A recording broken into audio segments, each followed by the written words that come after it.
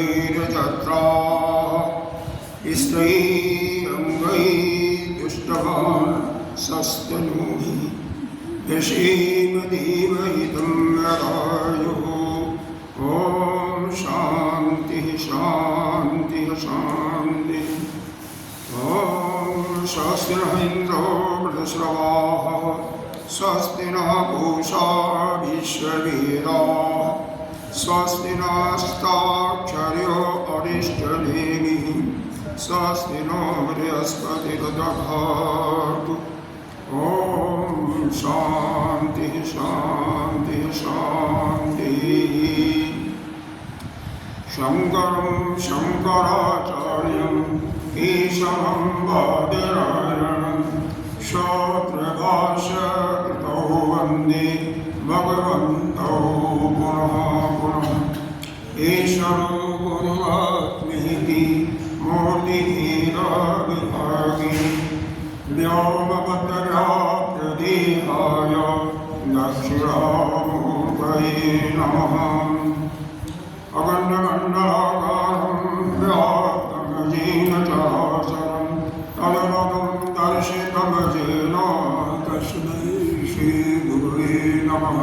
वो लाइट जला देंगे, लाइट चालू चल रही है। लाइट चालू करना है। हाँ हाँ, इस पर लाइट नहीं आनी है। ॐ अज्ञानतिमिरान्धस्य ज्ञानाञ्जनशलाकया चक्षुरुन्मीलितं येन तस्मै श्रीगुरुवे नमः। गुरुर्ब्रह्मा गुरुर्विष्णुः गुरुर्देवो महेश्वरः गुरुः साक्षात् परं ब्रह्म तस्मै श्रीगुरुवे नमः। त्वमेव माता च पिता त्वमेव बन्धो च सखा त्वमेव विद्याधरं त्वमेव शरणं मम देवदेव। गजाननं भूतगणाधिसेवितं कवेतजम्बो फलचारुभक्षम् उमाशतं शोकविनाशकारकं नमामि गणेश्वरपादपङ्कजम्। अनंत श्री विभूषित श्री 1008 पंचायती महानिर्वाणी अखाड़ा के वरिष्ठ श्रोत्रिय वरिष्ठ महामंडलेश्वर एवं उत्तर प्रदेश समाज के अध्यक्ष श्री सत्यदेव भगवान के चरणों में कोटि कोटि नमन। यहाँ के पीठाधीश्वर 1008 पंचायती महानिर्वाणी अखाड़ा की वरिष्ठम आचार्य श्रोत्रिय वरिष्ठ महामंडलेश्वर एवं राजस्थान के राजगुरु स्वामी जी के चरणों में कोटि कोटि नमन बंधन। यहाँ पर निष्ठादेव संतजन मातृशक्ति सभी के अंतःकरण में विराजमान बस परमात्मा स्वरूप आत्मा को नमन करती है। आइए 17वीं कार्यक्रम पढ़ते हैं। 17वीं तो हुआ था।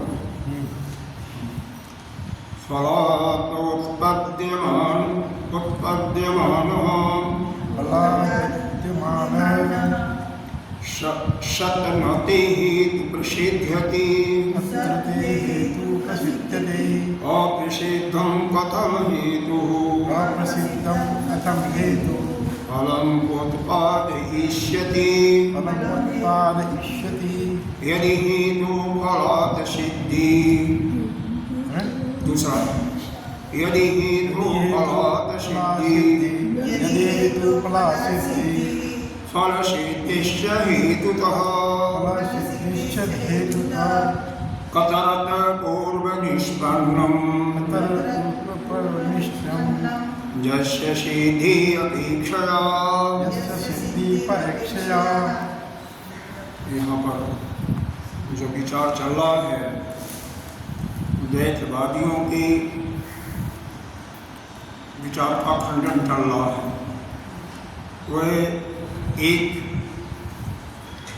जो सांख्य मतावलंबी हैं वह विद्यमान से सृष्टि की उत्पत्ति मानते हैं, दूसरे न्यायिक वैशेषिक जो अविद्यमान है उससे सृष्टि की उत्पत्ति मानते हैं। दोनों एक दूसरों के मतों का खंडन किए। वैशेषिकों के अनुसार जो पहले से सत्य है, विद्यमान है, उसकी उत्पत्ति नहीं हो सकती। उसी प्रकार से दूसरों ने यानी सांख्य मतावलंबियों ने यह कहा जो जिसकी उत्पत्ति ही नहीं है उससे भी उत्पत्ति किसी की नहीं हो सकती। इस प्रकार से आपस में एक दूसरे के मतों का उन्होंने खंडन किया। फिर उसके बाद तर्क दिया कि प्रकृति वो अपने स्वभाव को कभी नहीं छोड़ सकती, उसकी विपरीत दिशा में नहीं जा सकती, जाती ही नहीं, न जाएगी। उसी प्रकार से उन्होंने चार और उसमें उदाहरण दिए कि संशीदगी का तात्पर्य है जो साधना के बल पर सिद्धियाँ जो भी लोग प्राप्त करते हैं। स्वभावगी जो स्वभाव से ही प्रकृति होती है। सहजा जो जन्म के साथ होती है पक्षी इत्यादि में। और अकृत जो कि किया नहीं जाता, बिना किए हुए उत्पन्न होती है। इन चारों के स्वभावों को अलग अलग बताया कि वह अपने स्वभाव से विपरीत दिशा में नहीं जाती। न तो जोगियों ने जो सिद्धि प्राप्त कर लिया संसिद्ध की, उसमें कोई परिवर्तन होता है, न तो स्वभाव से दृष्टांत के द्वारा बताया गया कि अग्नि अपनी उष्णता, अग्नि का स्वभाव उष्ण है तो अग्नि उष्णता को कभी नहीं छोड़ती। जल का स्वभाव शीतल है तो शीतलता को नहीं छोड़ती। जल को गर्म कर दो और अलग रख दो, थोड़ी देर में वो शीतल हो जाएगा, ठंडा हो जाएगा। इसी प्रकार से सहजा का दृष्टांत दिया गया। पक्षी जो बच्चे को पैदा करती है वो पैदा होते ही उड़ने लगती है। यह सहजा होगा, जन्म के समय ही, उसमें कोई परिवर्तन नहीं, विपरीत दिशा में नहीं। अग्रता जो किया नहीं गया है लेकिन चल रहा है, जैसे पानी का स्वभाव ऊपर से नीचे आना, पानी ऊपर से नीचे आना बिना आपके ढाल बनाई हुई, अपने आप जैसे ढाल बना हुआ है वैसे ही पानी का बना। इस प्रकार से कोई भी जो प्रकृति है वह किसी प्रकार से उसमें कोई परिवर्तन नहीं होता। जब यह परिवर्तन नहीं होता तो यहाँ पर जो दोनों का सिद्धांत था, उन दोनों सिद्धांतों को भी खंडन करते हुए यह कहा गया कि सृष्टि की उत्पत्ति ही नहीं होता। यह हमारे जो वेदांत सिद्धांत को मानने वाले हैं, क्यों कि आप अपने आप ही उत्पन्न वस्तु से सत वस्तु से उत्पत्ति नहीं माना, दूसरा असत से उसकी उत्पत्ति का खंडन किया, और दूसरा स्वभाव में कोई परिवर्तन नहीं हुआ। फिर कार्य कारण का जहाँ पर फल आता है तो वहाँ पर यह इन्होंने बात किया कि हेतु और फल। हेतु का तात्पर्य दिया धर्म और धर्म, फल का अर्थ बताया कि शरीर। तो धर्म से यदि शरीर की उत्पत्ति माना जाए यहाँ पर कार्य कारण का, तो क्या यह संभव होगा? फिर शरीर से अगर हम यह कहें कि शरीर से कार्य का धर्म होता है और फिर उसके अनुसार शरीर पैदा होता है, तो यह दोनों का एक दूसरे से यह जो संबंध है वो अन्योन्याश्रित हो जाएगा, एक दूसरे पर निर्भर हो जाएगा। तो यह संभव नहीं होगा। क्यों? इसमें प्रश्न हो जाएगा कि पहले कौन उत्पन्न हुआ, पहले हेतु उत्पन्न हुआ या पहले फल उत्पन्न हुआ। हेतु का मतलब धर्म, फल का तात्पर्य शरीर। तो इन दोनों में कौन पहले उत्पन्न हुआ, इसमें फिर बहुत बड़ा दोष आ जाएगा। तो इस दोष से बचने के लिए या तो इसको अनादि माना जाए या दूसरा सृष्टि की उत्पत्ति नहीं होती है तो अनादि मानने का कोई भी प्रश्न होता ही नहीं। उनके वादियों के सिद्धांत को इस प्रकार से खंडन किया गया। फिर उन्होंने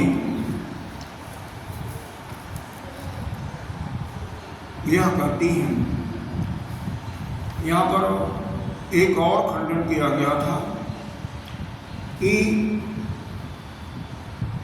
क्योंकि उनका यह था कि किसी हमारा मत को बिल्कुल आप मत खंडन कीजिए, इस पर विचार कीजिए दोबारा। तो दोबारा विचार करने के बाद वेदांती यानी सिद्धांत पक्ष ने यह बताया कि देखो, दो ही चीजें संभव हो सकती हैं, या तो क्रम से उत्पत्ति हुआ, तो क्रम से उत्पत्ति आपको बताना पड़ेगा कि पहले धर्म उत्पन्न हुआ या पहले शरीर उत्पन्न हुआ। तो इसमें क्रम आपको ही बताना है, आप बताइए। सर तो नहीं, इसमें कुछ नहीं बता पा रहे क्योंकि आप इसमें असमर्थ हैं। इसका मतलब यह आपका सिद्धांत ही, आपके ही सिद्धांत से कि कारण से ही कार्य की उत्पत्ति होती है, तो वह गलत होता है, सिद्ध नहीं होता। दूसरा, अगर यह माना जाए कि जुगपत उत्पत्ति हो रही है, जुगपत मतलब दोनों साथ साथ उत्पन्न हो रहे हैं, तो वहाँ पर यह हो जाएगा शब्द और शब्द। जैसे गाय की सींग होती है, पहला दाएं वाला उत्पन्न हुआ या बाएं वाला उत्पन्न हुआ, तो विशाल होता। इस प्रकार से उनके मतों का खंडन किया गया। तो निष्कर्ष यही निकला कि सृष्टि की उत्पत्ति हुई नहीं है। लेकिन उन्होंने फिर क्या कहा, अगले कारिका में फिर पूछ रहे हैं सिद्धांती, यदि हेतु फलात् सिद्धि, यदि हेतु फलादि सिद्धि, फल सिद्धिश्च हेतुतः, कतरत पूर्व निष्पन्नम, यस्य सिद्धि अपेक्षया। वही जो पहले बताया गया था कि बताइए पहले कौन सा उत्पन्न हुआ। यदि हेतु का मतलब वही धर्म, फलाद सिद्धि, फल के सिद्धि के लिए फल से ही हेतु की सिद्धि होती है, या वाइस वर्षा हेतु से फल की सिद्धि होती है। तो प्रश्न यही है कि पहले कौन उत्पन्न हुआ। जिससे जो पहले उत्पन्न होगा वही कारण बनेगा और उसी के द्वारा दूसरे का उत्पत्ति माना जाएगा। तो यह बताइए ना, यदि हेतु फलात् सिद्धि, फल के द्वारा, फलात् या पंचमी विभक्ति, फल के द्वारा सिद्धि होती है किसकी, हेतु की, या फल सिद्धिश्च हेतुतः, हेतु के द्वारा फल की सिद्धि होती है। हमेशा अपने दिमाग में इसको लगाए रखें कि हेतु का तात्पर्य है धर्म अधर्म और फल का अपराध है शरीर।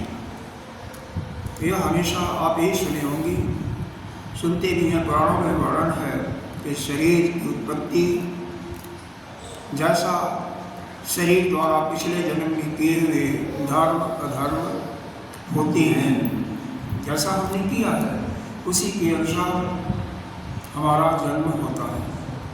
चाहे मनुष्य जोनी में, शुकर जोनी में, कीड़े मकोड़े, स्थावर जंगल, यह उत्पत्ति हमारी अपने ही पिछले जन्म के कर्मों के द्वारा ही, मतलब उसी के ऊपर निर्भर। अब ठीक है, निर्भर है, जैसा हमने धर्म किया था। सिद्धांत इसमें यह बताया जाता है कि अगर दोनों का लगभग बराबर होता है तो मनुष्य जोनी मिलती है, यानी धर्म अधर्म यानी पाप पुण्य लगभग बराबर होता है तो मनुष्य की जोनी मिलती है। अगर पुण्य ही ज़्यादा है यानी धर्म ही ज़्यादा है, अधर्म बहुत कम है तो देवता की जोनी मिलती है। और धर्म बहुत कम है, अधर्म बहुत ज़्यादा है, तो उस समय में पशु पक्षी कीड़े मकोड़े यानी तिरक योनि है, स्थावर जंगम इत्यादि प्राप्त होती है। लेकिन प्रश्न यह हुआ कि पहले कौन हुआ, इसी पर झगड़ा चल रहा है कि पहले कौन हुआ। पहले आपका शरीर हुआ, क्योंकि शरीर के द्वारा ही तो धर्म होता है। अब बिना धर्म के शरीर की उत्पत्ति नहीं है, उसी के अनुसार है, नहीं तो इसमें बहुत ही असंगतियाँ हो जाएंगी। एक को तो जन्म के समय में चूंकि झोपड़ी में डाल दिया, एक को जन्म के समय में वह राजा के घर पर हुआ, या एक पशु के रूप में हुआ और एक को देवता के रूप में। तो बहुत परमात्मा इसका मतलब न्याय नहीं कर रहा है, अन्याय कर रहा है। कारण तो यही बताया गया। हमारे जो प्रतिवादी हैं यहाँ पर कौन है, यह द्वैत मत को मानने वाले, और विशेष करके यहाँ पर चर्चा चल रही है सांख्य दर्शन मतावलंबियों का।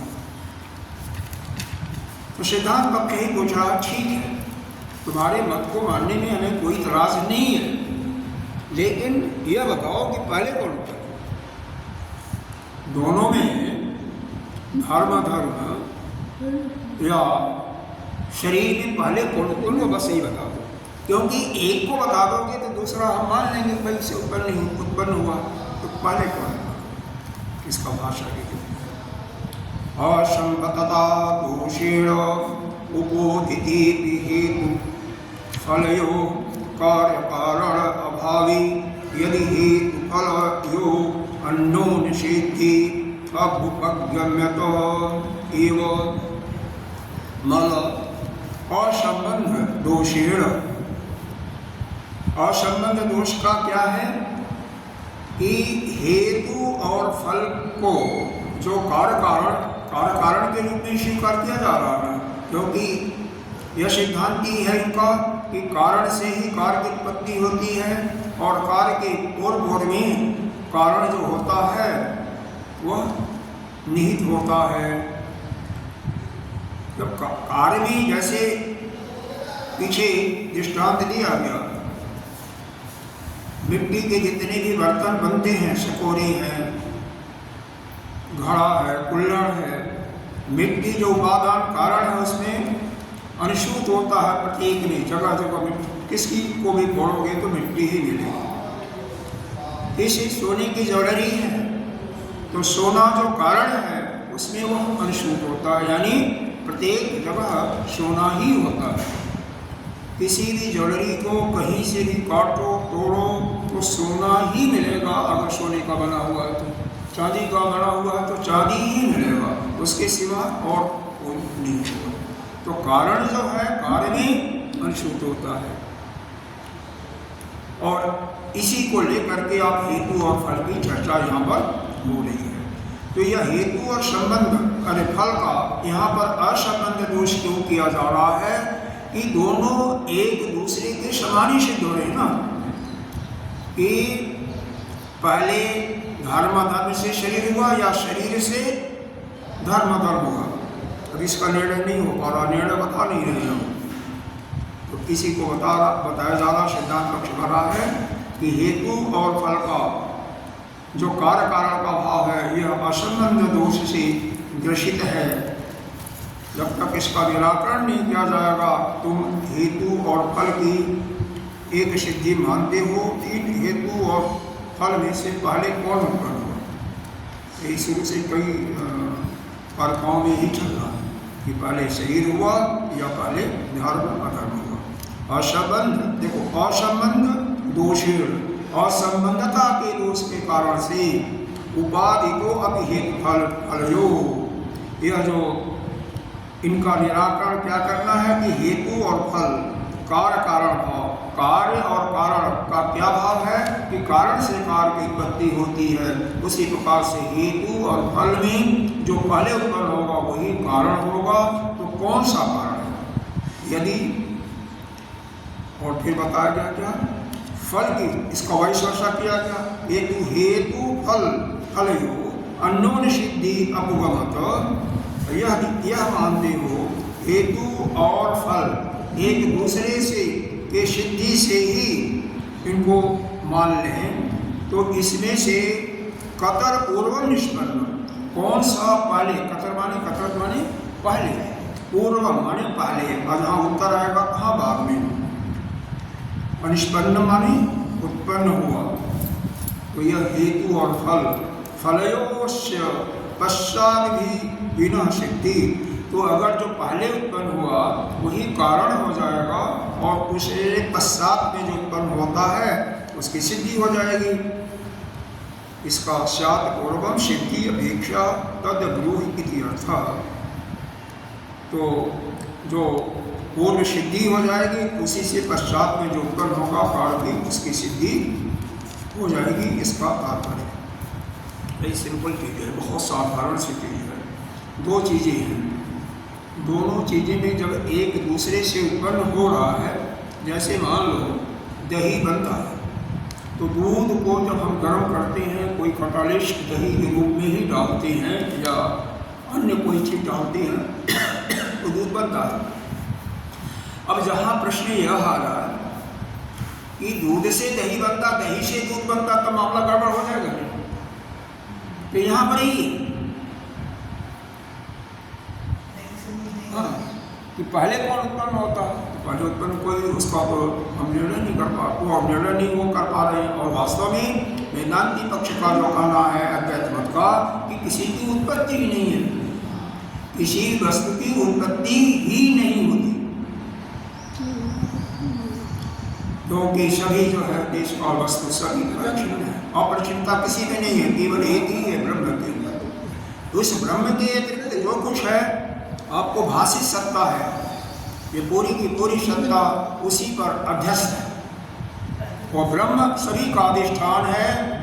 और हमें आपको जो जगत दिखाई दे रहा है यह केवल मात्र कल्पित सत्ता है और उसी के ऊपर उसका जो अधिष्ठान स्वरूप ब्रह्म है उसी के ऊपर यह अध्यस्त है, सत्ता ही नहीं है। तो कल्पना क्यों? हाँ, सत्ता ही नहीं है। नहीं तो कल्पना क्यों? कल्पित, मिथ्या, कल्पित, कल्पना की जा रही, क्योंकि दिखाई पड़ रही है हमें। व्यवहारिक सत्ता हम भी मानते हैं कि व्यवहार की दृष्टि से हमें दिखाई दे रहा है यह सांप है, इससे बचना चाहिए, यह हाथी है, यह घोड़ा है इत्यादि हमें भी दिखाई पड़ रहा है। लेकिन अब यहाँ पर सत्य को क्या माना गया कि जो तीनों कालों में सत्य हो, देश काल वस्तु से अपरिच्छिन्न होना। काल हो गया कि पहले में था, आज भी है और आज से 100 साल बाद भी रहेगा। वस्तु है तो इसमें भी है, उसमें भी है और कुर्सी में भी है। और देश यहाँ भी है और उसी समय अमेरिका में भी, उसी समय हॉलैंड में भी है। वह जो आत्म तत्व है वह तो एक ही समय में यहाँ भी है, अमेरिका में भी है, स्वर्ग में भी है, पाताल हर जगह है। लो काल के दृष्टि से लो तो सृष्टि के पहले भी था, अभी भी है और जब सृष्टि के प्रलय होने के बाद भी है। वह तो अपरिच्छिन्न है ना। वस्तु हमारे अंदर भी है, बाहर भी है, पशु पक्षी जितने भी चीज़ें हैं जो वस्तु यह दिखाई दे रहा हर जगह है। तो जो देश काल वस्तु से अपरिच्छिन्न है वही नित्य माना जाता है। सिद्धांत सभी को मान्य है, क्योंकि यह मान्य है इसके अनुसार तो बस केवल वह आत्मा ही नित्य है और वही जो है उसी की सत्ता है। बाकी की सत्ता जो भी है वह कुछ समय के लिए दिखाई पड़ रही है। आप कितने समय के लिए? 100 साल के लिए दिखाई पड़ सकते हो, 125 साल के लिए अधिक आपकी शरीर इससे ज़्यादा नहीं रहेगी, किसी की नहीं जाती। मनुष्यों की आयु, औसत आयु 100 साल मानी गई है। अगर इस समय के अनुसार लें तो 72-73 साल की आती है औसत, बीच में और कम हो गई थी। तो उसके बाद उनका शरीर चला जाता है, नष्ट हो जाता है। और ये शरीर में ही क्षरण रोग आते हैं। ये जो 6 रोग बताए गए ना, अस्थि जायते, बढ़ते, परिक्षीयते, पर मणि यदि विश्व विनश्यति, यह उन्हीं ठहरो इस शरीर में ही होते हैं, जीवात्मा या आत्मा में नहीं होते हैं। आप जीव भी नहीं हो, आप आत्मा हो, क्योंकि शरीर से अपना संबंध बना रखे हो, शरीर को अपना मान रखे हो, शरीर के द्वारा जो कार्य संपादित होते हैं उनको मान रखे हो अपना, जो शरीर के द्वारा भोगते हो, जो अंतःकरण आपका भोगता उसको अपना मान बैठते हो, शरीर के द्वारा जो ज्ञान प्राप्त करते उसको मान बैठे अपना, इसलिए जीवत्व भाव को स्वीकार किए हो। आपके अंदर जीवत्व आ गया है, और जीवत्व आ गया तो जब तक इसका निराकरण नहीं करोगे, जीवत्व कैसे समाप्त होगा? जब शरीर से संबंध छोड़ोगे, ये तीनों ग्रंथियां समाप्त होगी, ज्ञान से ही समाप्त होगी। जब तक आपका संबंध नहीं छोड़ता तब तक तो आप क्या संबंध छोड़ना ही पड़ेगा, नहीं तो जीव बने रहोगे। शास्त्र में जीव को क्या बताया? उस आत्मा का ही प्रतिबिंब बनाया, प्रतिबिंब मात्र ही माना है ना। प्रतिबिंब सत्य तो नहीं है, प्रतिबिंब वही परछाई तो प्रतिबिंब। तो आगे की कारका को शुरू करने के पहले संगति है। अथ एतद् न शक्यते वक्तुम् इति मन्यसे, यदि तुम ऐसा मानते हो कि यह नहीं बतलाया जा सकता तो क्या करो? अशक्ति परिज्ञानम क्रमकोपो अथवा पुनः, अशक्ति परिज्ञानम क्रमकोपो एवं ही सर्वथा बुद्धैः अजाति परिदीपिता। अशक्ति परिज्ञानम, आपका ज्ञान जो है अज्ञान, परि अज्ञान यहाँ पर पढ़ा होगा, संधि है। अशक्ति मतलब अज्ञान के कारण ही यदि आप अपने को असमर्थ बताते हो, अशक्त बताते हो, या क्रम को अपो अथवा पुनः, अथवा फिर तो उसमें उपरोक्त जो बताया गया हेतु और फल, उसमें पहले कौन उत्पन्न हुआ उसको बता नहीं रहे हो ठीक ठीक, तो उसमें भी पहले ही हो रहा है कि पहले हेतु उत्पन्न हुआ या फल उत्पन्न हुआ। हेतु का मतलब धर्म अधर्म, और फल का मतलब यहाँ पर शरीर से बताया गया, पिछले कार्यक्रम में बताया गया था। जब तक इसमें यह ज्ञान नहीं होगा, यह ठीक ठीक नहीं मालूम होगा कि पहले कौन सा उत्पन्न होगा, तभी तो वह पूर्व पक्ष होगा, वही कारण बनेगा, और जो बाद में उत्पन्न होगा वह कार्य बनेगा।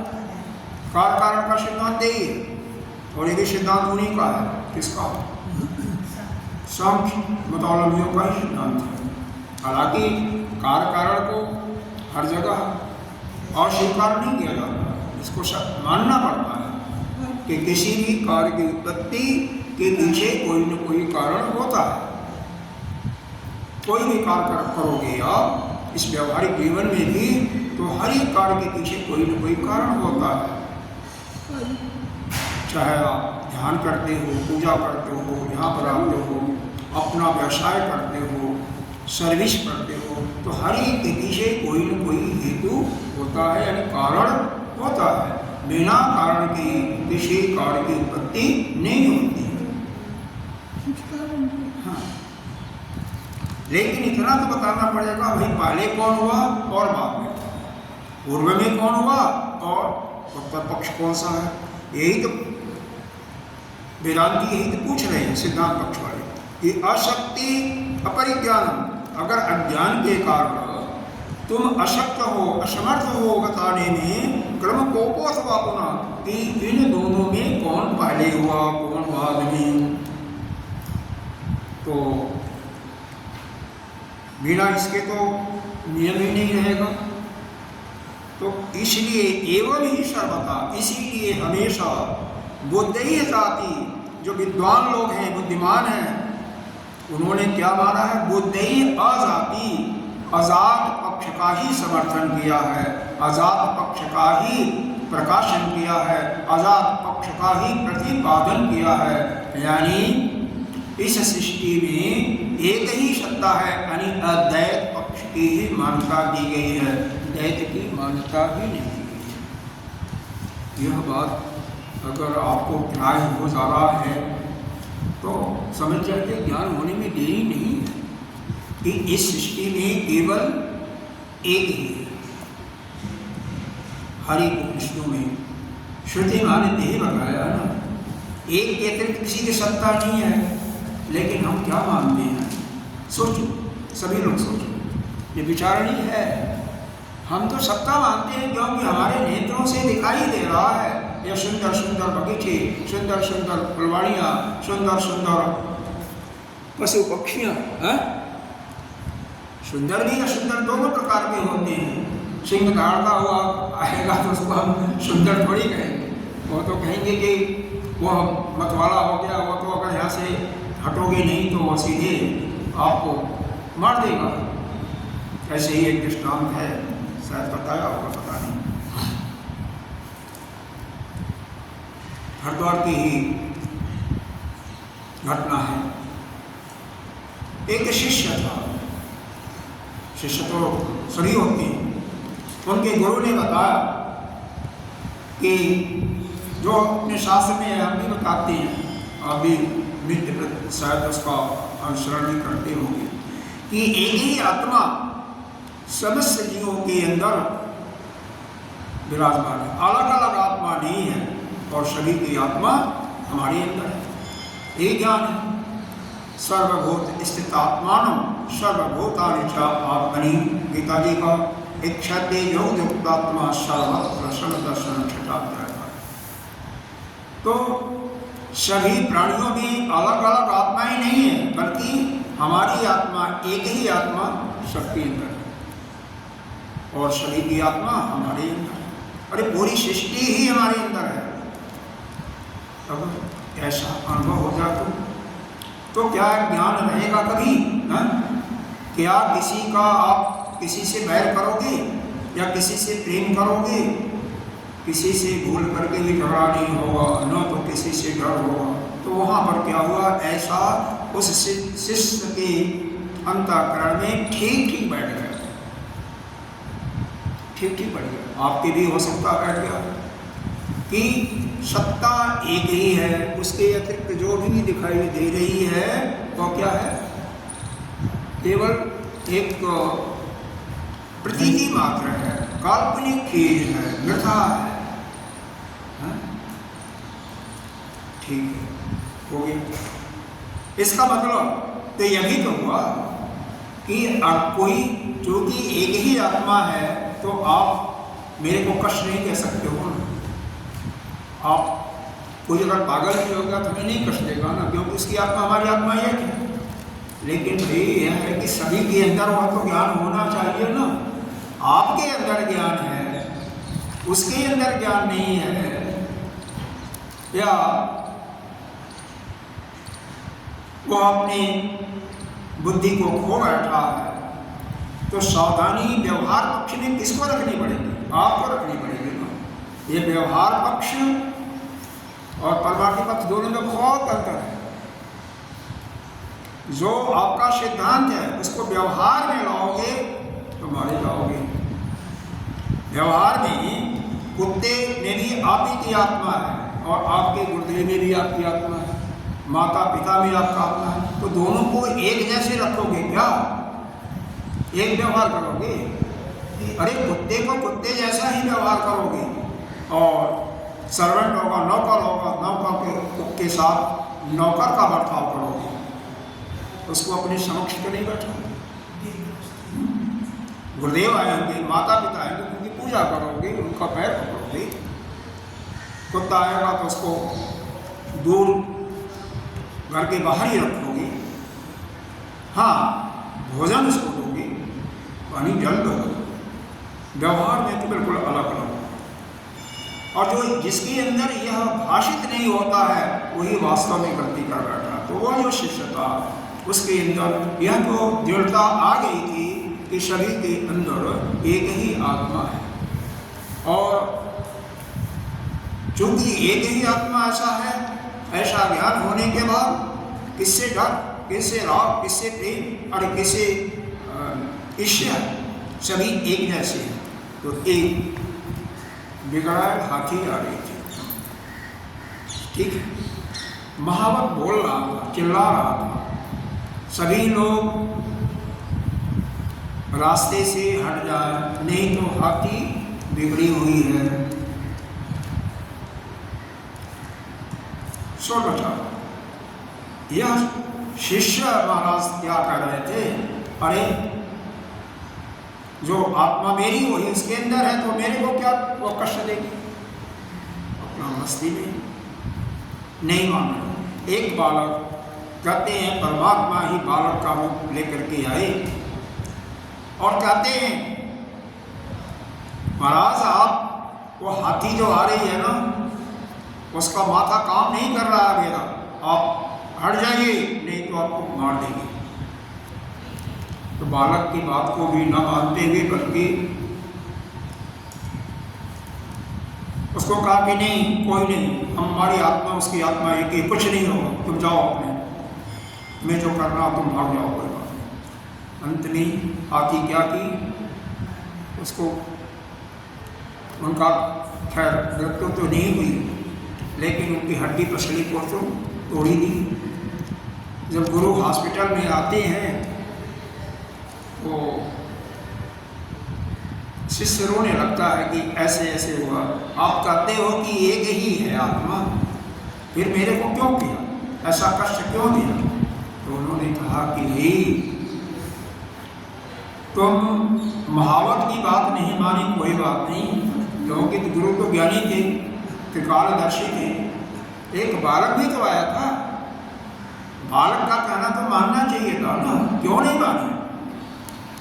भाई व्यवहार और परमार्थी सत्ता, इसीलिए दोनों सत्ताएं अलग अलग वाली हैं। व्यवहारिक सत्ता अलग है और परमार्थी सत्ता अलग है। तत्व के दृष्टि से सभी एक हैं और व्यवहार की दृष्टि से सभी छोटे बड़े हैं। नहीं तो आप याद कीजिए, हनुमान जी जब सुग्रीव ने राम लक्ष्मण दोनों आ रहे थे किष्किंधा में, उनसे मिलने के लिए जाता है, तो किस प्रकार से वार्तालाप होती है। हनुमान जी श्री रामचंद्र जी, श्री रामचंद्र जी खुद ही बताते हैं, शरीर के दृष्टि से हम क्या हैं, कौशलेश दशरथ के क्या उनके ही पुत्र हैं, और तत्व की दृष्टि से शरीर एक है। हनुमान जी ने भी कहा कि क्या अगर हम शरीर की दृष्टि से माने तो हम ब्राह्मण का रूप धारण किए थे, और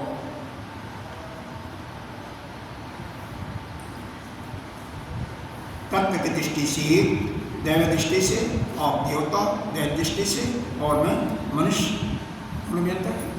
आप हमारे स्वामी हो, मैं आपका शिव। इस प्रकार से तो व्यवहारिक सत्ता अलग होती है, परमार्थिक सत्ता अलग है। सब कुछ एक ही आत्मा शरीर के अंदर है, लेकिन ऐसा मानते हुए भी हमें व्यवहार में एक जैसा व्यवहार नहीं करना है, यथा योग्य ही व्यवहार करना चाहिए। तो यहाँ पर इस कारिका में 19वें कारिका में इसी का प्रतिपादन किया गया कि दैत्यवादियों के मत में क्रम की कोई क्रम बताने में जब असमर्थ हैं, तो इसके कारण विद्वान पुरुष, बुद्धिमान पुरुष अद्वैत मत को ही उन्हीं की प्रधानता देते हैं और उसी को मानते हैं। इसी का भाष्य आगे है। स अयम अशक्ति परिज्ञान तत् अविवेको मूढ़ते इति अर्थ। यह जो तुम्हारा अशक्ति है, असमर्थता है, अशक्ति का मतलब क्या हुआ? असमर्थता। क्या असमर्थता है? अज्ञान के कारण, तत्व का अज्ञान का, अविवेक का, ये मूर्ता है तुम्हें। अथवा ऐसे कहा जाए, यो अयम तो उक्त क्रम हेतु फलश सिद्धि फलाश्च हेतु सिद्धि इति इतरे अनंतर लक्षणस्य कोपो विपर्यासो अन्यथा भाव स्यात् इति अभिप्रायः। अथवा तुमने एक दूसरे का जो क्रम बताया है कि कौन पूर्व है और कौन उत्तर है, क्योंकि उसी से फल की सिद्धि होती है। अथवा अयम तू उक्त, तुम लोगों के द्वारा, यानी उन प्रतिवादियों के द्वारा कहा जा रहा है, वादियों के द्वारा जो कहा है, क्रम हेतु, क्रम कौन है? हेतु है या फल? हेतु से फल की सिद्धि होती है, और फलाच हेतु सिद्धि, और फल से हेतु की सिद्धि। अब हेतु क्या है? दिमाग में रखना, हेतु धर्म, फल शरीर।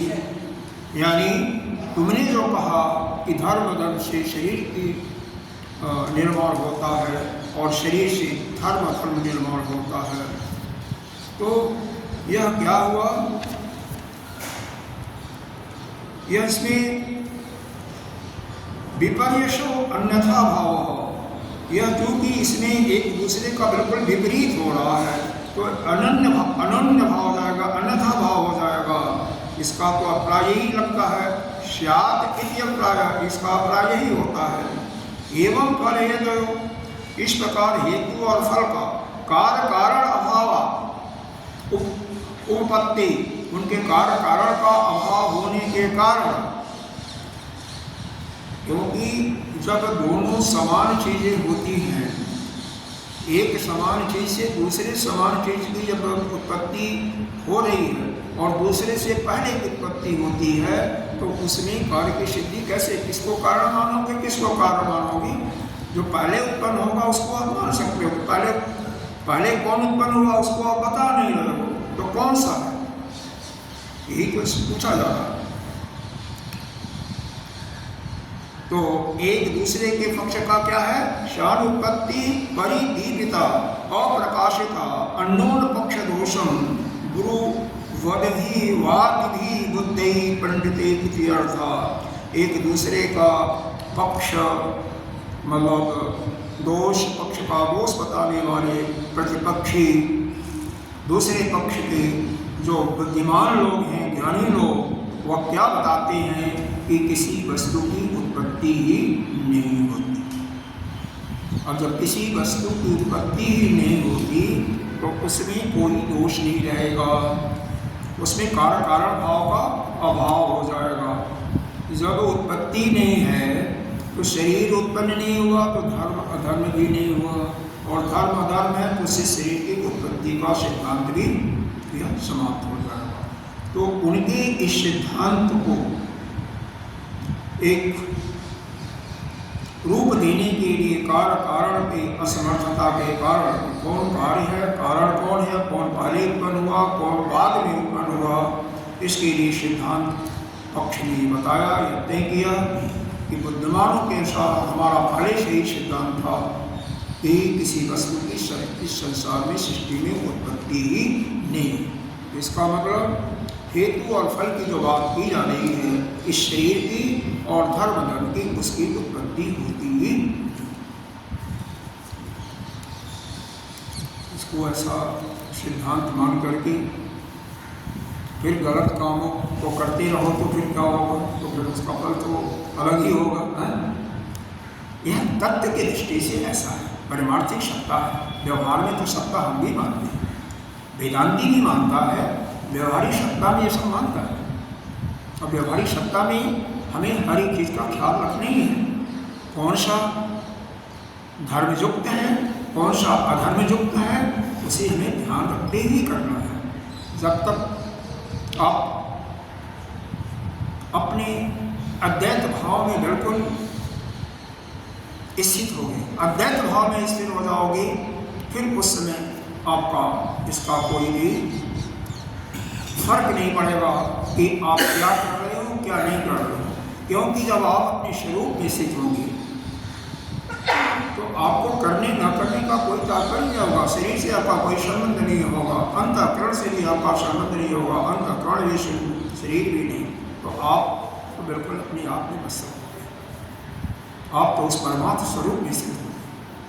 तो जब तक वो स्थिति नहीं आती है तब तक यह धर्म अधर्म जितने भी हैं, जो भी हमारे शास्त्रों में वर्णित किए गए हैं, उसका हमें अक्षरशः पालन करना पड़ेगा। यह नहीं कि तत्व की दृष्टि से एक ही सत्ता है और हम अपना शास्त्र के जो सिद्धांत हैं उसको न मानते हुए उसके विपरीत करते रहें, तो उसका फल क्या होगा? वही कीड़ी मकोड़ों में 84 लाख योनियों में भटकना ही होगा। वह सिद्धांत उन्हीं के लिए है जो कि अपने स्वरूप में स्थित हो गए हैं। ज्ञान की का उद्भव उनके अंतःकरण में ज्ञान उत्पन्न हो गया। ज्ञान के उत्पन्न होने से सभी संचित कर्म सब क्षीण हो चुके हैं, जन्म जन्मांतर का मल समाप्त हो चुका है उनके लिए। ठीक है, इसी में गड़बड़ी होती है। जो वास्तव में वेदांत पढ़ने वाले लोग जो हैं ना, जैसे हम आप भी कर सकते हैं, सभी को हमने यह शिक्षा ग्रहण किया कि उत्पत्ति तो है ही नहीं है, किसी की उत्पत्ति नहीं होती, यह अपने अंदर पक्का कर लिया। सत्ता एक ही है, एक ही आत्मा सभी के अंदर है, और धर्म अधर्म भी नहीं होता, उसकी भी उत्पत्ति नहीं होती। किससे नहीं होती? जो कि जिनका अंतःकरण शून्य हो चुका है, जो उससे परे हो चुके हैं। अरे भाई, आप तो उठ करके बेटे को भी आप दे दो, पत्नी को भी आप बेच दोगे, तो आप तो अभी उसके बैग में चल रहे हो, और चलना भी पड़ेगा, क्योंकि आपको दैव में रह करके ही पूजा ध्यान साधना जितने भी है, ये गुण यह ज्ञान प्राप्ति जो श्रवण करके कर रहे हैं, दैत्य में ही करना पड़ेगा। अपने को शरीर से अलग करके आप परमात्मा स्वरूप में बैठ जाओगे तो फिर इसके पढ़ने की आवश्यकता नहीं रहेगी। जब तक ज्ञान है तब तक आपको दैत्य में रहना ही पड़ेगा। लेकिन उसका यह है, परमार्थिक दृष्टि से हमें हर समय सावधान रहना कि हम ब्रह्म हैं, चिंतन उनका करना पड़ेगा। लेकिन जब तक हमारे मल साफ नहीं हुए हैं, अंतःकरण हमारा शुद्ध नहीं हुआ है, अंतःकरण के अंदर काम क्रोध मद लोभ मोह मत्सर इत्यादि चल रहे हैं, इसका मतलब हम अभी उसके योग्य हुए ही नहीं। हम ठीक है श्रवण करते रहें, जैसे जैसे हमारा मन शुद्ध होता जाएगा वैसे वैसे यह ज्ञान हमारे अंदर अंतर्भूत होता जाएगा।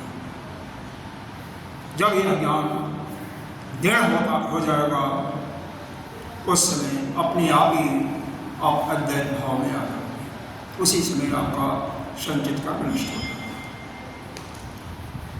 तो यहाँ पर इस ऊपर वाले सिद्धांत में क्या बताया गया कि सिद्धांती पक्ष यही कह रहा है सांख्यवादियों से या अद्वैतवादियों से कि हेतु से फल की उत्पत्ति, फल से हेतु की उत्पत्ति होती है। हमें मानने में कोई इतराज नहीं है, लेकिन आप ये तो बताओ कौन पहले हुआ, तभी तो कार्य कारण का भाव स्पष्ट होगा। जो पहले होगा वो कारण बन जाएगा, बाद में होगा वो कार्य बन जाएगा। लेकिन एक दूसरे पर केवल दोषारोपण करते हुए कारण भाव चूंकि आप बता नहीं पा रहे हो तो कार्य कारण इसमें असंभावित मालूम होता है, असंभव मालूम होता है। इसीलिए विद्वानों ने इसको अजात मत का ही यानी अद्वैत मत का ही प्रकाशन किया, यानी सृष्टि में किसी की उत्पत्ति होती ही नहीं। अब यहाँ पर 20वीं कारिका की प्रारंभ करने के पहले कुछ यह द्वैतवादी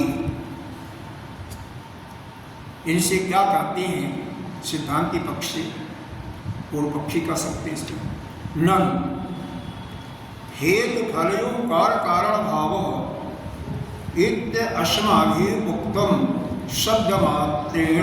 शब्दमात्रम आश्रित्य छलम इदम तु उक्तः पुत्र जन्म पितुर यथा।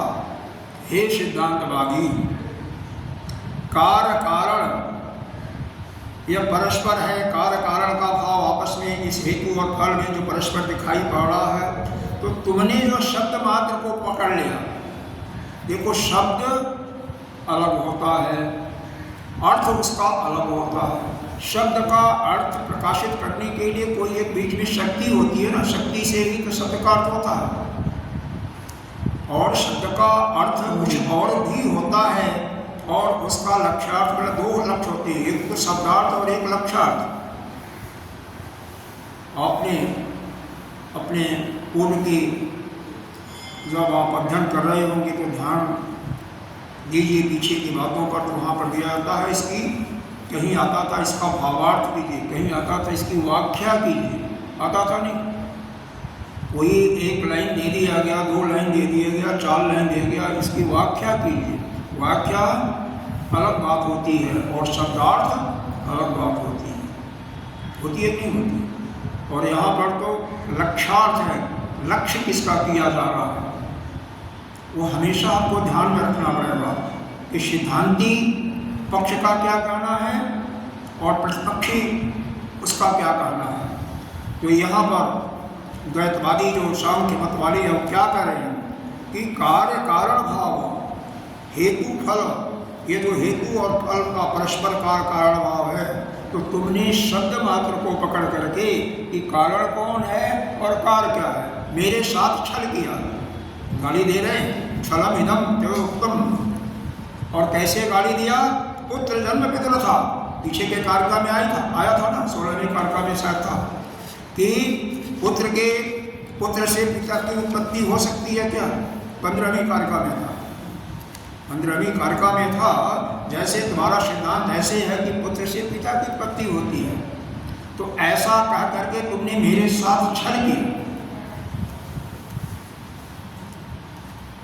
विषाणवत चार संबंध इत्यादि, दूसरा तुमने यह तर्क दिया कि विषाणवत मतलब सींग में 2 सींग होते हैं पशुओं के, तो कौन सा शब्द हुआ, कौन सा शब्द किया। तो ये दोनों सिद्धांत कैसे, अगर क्रम की उत्पत्ति में तुमने पुत्रवत कर दिया कि पुत्र से पिता की उत्पत्ति, और जुगपत उत्पत्ति में तुमने कह दिया कि विषाणवत, कौन शब्द हुआ, कौन पहले गाय हुआ और क्या बाएं सींग वाले हुई। इस प्रकार से तुमने हमारे मतों का खंडन कर दिया। न अस्माभि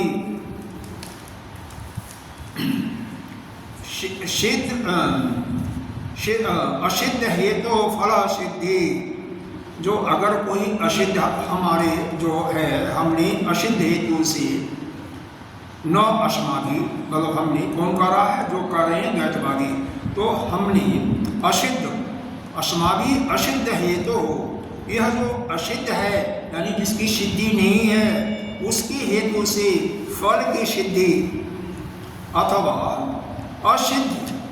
असिद्ध हेतु से फल की सिद्धि कभी नहीं मानी। हम यह नहीं कर रहे हैं, द्वैतवादी यह कर रहे हैं कि अगर कोई असिद्ध है जिसकी सिद्धि नहीं है, उससे फल की उत्पत्ति या हेतु से फल की या असिद्ध फल से हेतु की सिद्धि। यहाँ पर हेतु और फल को ध्यान में रखना पड़ेगा। हेतु धर्म के लिए है, फल शरीर के लिए। यानी हमने कभी यह नहीं कहा कि अगर धर्म अधर्म यह असिद्ध है और इससे शरीर की उत्पत्ति होती है। यह भी नहीं कहा कि शरीर जो है यह असिद्ध है और इससे आपके धर्म अधर्म की उत्पत्ति होती है। किन तरह ही तो सिद्धांति पक्षकारा तो फिर क्या कहा तुमने, क्या कहा? तो वह क्या बता रहे हैं? बीज अंकुरवत् कार्य कारण भायो हाँ अभी उपगम्यत अत्र उच्यते। उन्होंने कहा, क्या कहा कि बीज और अंकुर इन्हीं के समान केवल हम उनका कार्य कारण भाव मानते हैं। क्यों? अब ये बताओ, बीज से अंकुर हुआ, विशाल बट का वृक्ष बना, या पहले वृक्ष बना उसके फल से फिर बीज हुआ है ना? तो इसका उत्तर दिया जाएगा। इसके उत्तर में सिद्धांति पक्ष कहते हैं, देखो यह किसी भी चीज़ को अगर हम मान लेते हैं इस प्रकार की ऐसी उत्पत्ति होती है, तो जो कि अन्योन्य आश्रित एक दूसरे पर ही आश्रित होते हैं, तो इसमें एक दोष आ जाता है। उस दोष को दूर करने के लिए हम अनादि कहते हैं। तो यहाँ पर बीज और अंकुर को अनादि की संज्ञा दी जाएगी, लेकिन सिद्धांति पक्ष में बताएगा कि यह अनादि कैसे, अनादि भी नहीं है, यह सिद्ध भी नहीं है। इसको हमने सिद्ध नहीं माना, न न्यायवादियों ने माना। देखो दृष्टांत जो दोगे, दृष्टांत वही दिया जाता है जो दोनों पक्षों को मान्य होता है।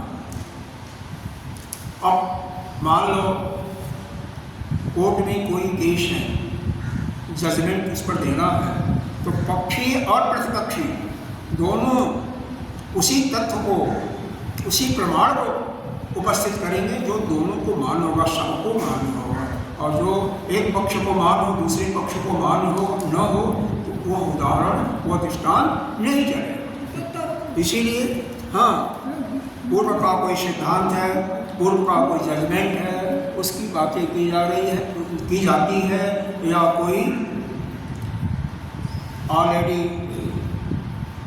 संविधान में पास हुआ कोई नियम है जो पहले से पास किया जा चुका है, उसी का उदाहरण देते हुए अपनी बातों को बताया जाता है। आइए यहाँ पर कह रहे हैं कि हम इसमें कुछ कहना है, ये जो तुमने बीज और अंकुर की बातें कर रहे हो, इसके विषय में हमें कुछ कहना है। क्या कहना है? तो आज हम कर्का, 20वीं कर्का पढ़ते हैं, भाषण देखेंगे। बीज अंकुराक्षो दृष्टान्तः सदा साध्य समोहिषः न हि साध्य समोहेतुः सिद्धौ साधस्य युज्यते। यानी बीज अंकुर इन दोनों का जो दृष्टांत तुमने दिया है स्पष्ट है, वह तो सदा साध्य के ही समान है, और जो हेतु न ही साध्य समो, और जो साध्य के समान ही उसी के सदृश होता है, उसी के सदृश होता है, वह साध्य के दृष्टि में उपयोगी नहीं होता। यानी वह दृष्टांत नहीं दिया जा सकता।